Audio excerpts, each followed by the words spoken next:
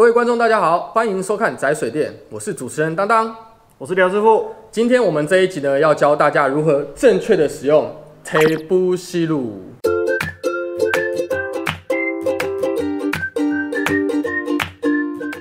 梁师傅，你可以先帮我们稍微简单的介绍一下什么是铁不吸炉吗？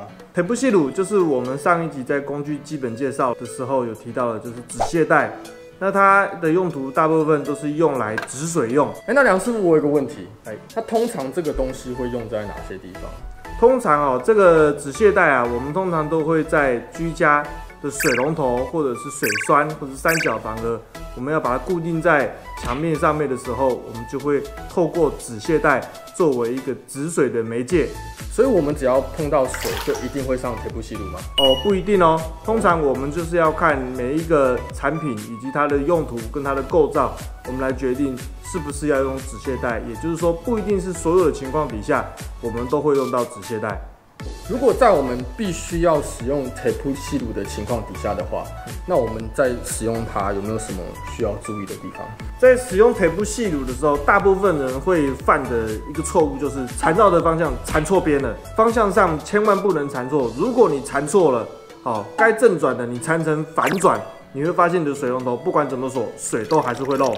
什么是正转？那我们这边来做个例子，假设这是在墙壁上面的这个出水口，那我们现在要把水龙头锁在这个出水口的时候，通常呢，我们都是面对的这一个出水口，把这个水龙头对准出水口以后，开始顺时针的旋转，会逐渐的入牙，这个就是我们讲的叫正转。所以我们在缠绕铁不吸炉的时候，也是要顺着顺时针的方向，也就是正转的方向去做缠绕，这个才会使我们的这个水龙头越锁越紧，不会漏水。好，在示范正确的操作之前呢，来，我们请当当，对，我们来示范一下，请当当来示范一下，平常你们是怎么缠绕铁不吸炉的？师傅还没教就要考试哦。对，先示范一下，让大家看一下平常怎么操作。师傅有提示吗？没有。没有，没关系，你们就先操作看看。我的话吗？我应该会先这样子，把它一点点的头，我会最后变专业的，然后这样子吧。师傅怎么好像有点长哎，而且不紧，你看，就是飘然的，飘的。对，怎么会这样子？好，我们谢谢刚刚当当为我们的示范，好丢脸。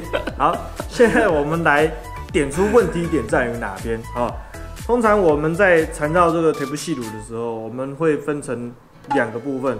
第一个，拿铁不吸炉的手势方向一定要拿对。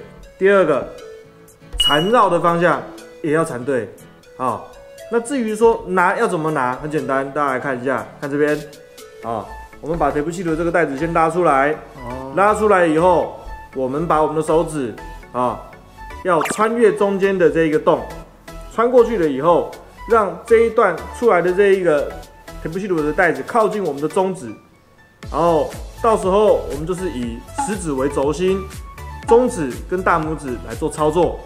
首先这个第一个拿的手势就一定要拿对，第二个就是我们缠绕的方向嘛，对，缠绕的方向也要缠对，就是所谓的正转，对不对？对，就是这个才是所谓的正转。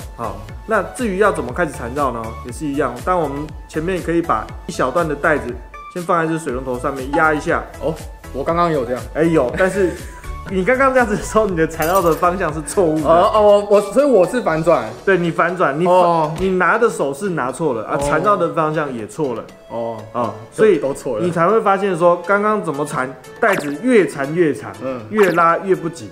对，那现在我们来做个简单的示范，比如说我们在绕的时候，那在水龙头上方的时候，就是中指跟食指来夹住铁不吸炉，然后缠到下面的时候，换成食指跟大拇指。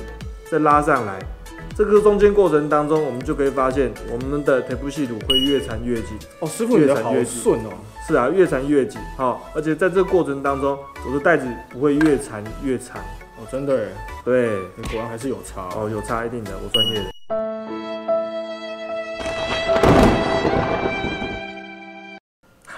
师傅，我有一个问题想要请教，像我们刚刚这样一直缠，先不管我缠的好不好，可是一直缠，我们要缠到什么时候啊？有没有一个建议的像所谓的圈数吗？哦，当然有啊。哦，有哈。有。来，这边来做一个简单的示范。好，这个也是一个，我们可以把它假想，这个就是一个水龙头。那我师傅现在左手边拿起来的这一个也是一个相同规格的东西哈。我们模拟现在水龙头要锁在上面去，大家注意看一下，我们这样子缠绕，2圈半哦，手就紧了。好，那现在我们换另外一个，也是同样4分规格的这个模拟当中的出水口，我们来看看会有什么差别。它转好多圈哦，你看已经到5圈去了。怎么差这么多？对，这个在我们的实物经验上面就是遇到一个很直接的问题。什么样的问题？相同规格的产品，但是不同家公司生产，它存在着非常大的公差，所以这个时候铁不系乳缠绕的圈数就会成为你指豆成功与否的一个很重要的一个因素。好，我们这边建议缠绕的圈数，基本上我们是都缠绕25圈，这个是依据说我们一个经验法则啦，我们常常在缠绕的时候遇到，有时候也会有公差比较大，或是牙比较大、牙比较小的时候，我们就缠绕一个25圈。在25圈的时候，我们来做个缠绕，以及来锁这个水龙头的时候，它的成功几率会很高。那师傅刚刚已经讲完说铁不吸乳的正确的缠绕方式，对，那有没有什么小撇步可以分享给我们观众朋友知道？有，我们在这边提供2个撇步。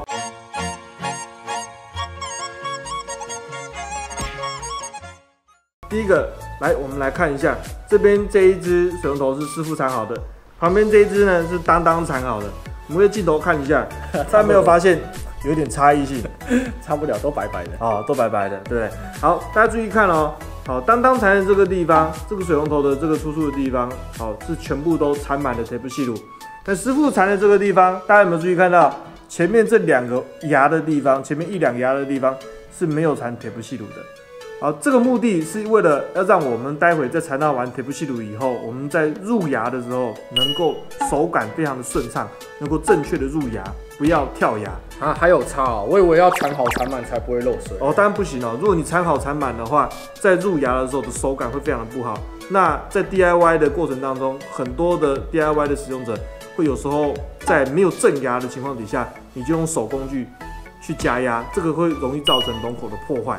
我们现在就来请当来为我们直接示范这2种不一样的铁不系乳缠绕方式，在锁在龙口上面的时候，手感究竟有如何的差别呢？来，请直接锁吗，师傅？是，直接锁。我看看，好像有点，师傅歪歪的，这整个歪歪的，这样是不对的，对不对？对，这样子就是没有正牙。好难锁锁不上去有一点，有了。好，这是刚刚当锁的这个水龙头。好，我现在用师傅缠绕的来试看看。好，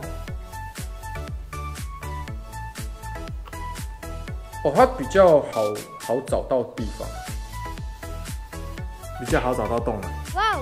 找洞专线请拨动8洞洞洞洞洞洞洞洞。很明显的，我们可以发现了就是说，在不一样的缠绕的方式上面，你锁在这个龙口上面的时候，就会影响到你刚进去入牙的时候的手感。对，刚刚我这个找了半天都一直找不到正确的方向，可是这个好快，一下就进去了。OK， 这个就是我们分享的第一个撇步。好，我们现在来介绍第2个撇步。我们现在拿到这个水龙头，就是师傅刚刚已经有铁不系乳已经缠好了，对不对？大家都还记得我们是这样子的做缠绕但是缠绕完成了以后，我们现在再多加一个动作，就是说，然后我们把我们的手来这边做一个挤压跟推挤的动作。挤压推挤对，它的目的呢，就是要把我们刚刚缠绕的铁不系乳里面残余的空气把它挤压出来。第2呢，也可以把我们的铁不系乳确实的推到这一个牙的沟槽里面，让你止水效果更赞。以上就是我们今天的影片内容教你如何正确的使用铁不系乳。那师傅麻烦你一下，帮我们各位观众稍微简单的复习一下。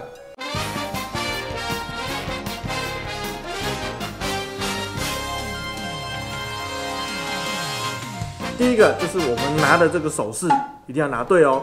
好，铁不系乳拿的方向是一定要拿对的哦。好，那第2个就是我们缠绕的方向也要缠对，不要缠错、缠反哦。好，这样才能够越锁越紧。第三，我们在缠绕的时候，记得水龙头前面留1、2牙，先不要缠，这个也可以帮助你在锁这个龙头的时候手感会非常的好，顺利的入牙。第四，缠完腿部吸乳以后，记得把空气挤掉，能够确实提高我们的止水的效果。这就是我们快速的 summarize 今天的这个4大步骤。如果喜欢我们的影片的话，请记得按赞、订阅、帮我们分享，然后记得打开小铃铛。我是当当，我是梁师傅，好，我们下次见，拜拜。拜拜。